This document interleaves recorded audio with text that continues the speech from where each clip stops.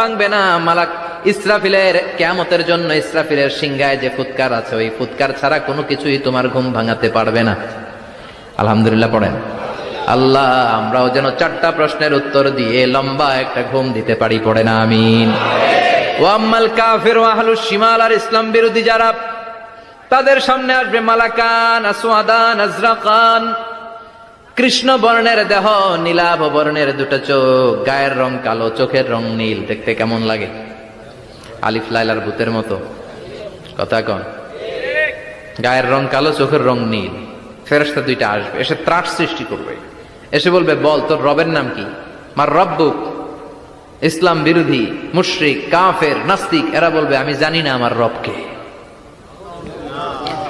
আমি জানি না। আমি তো আজীবন শুধু চেয়ার করেছি, মদ খেয়েছি, আমি ধর্ষণে সেঞ্চুরি করেছি দুনিয়ার বুকে।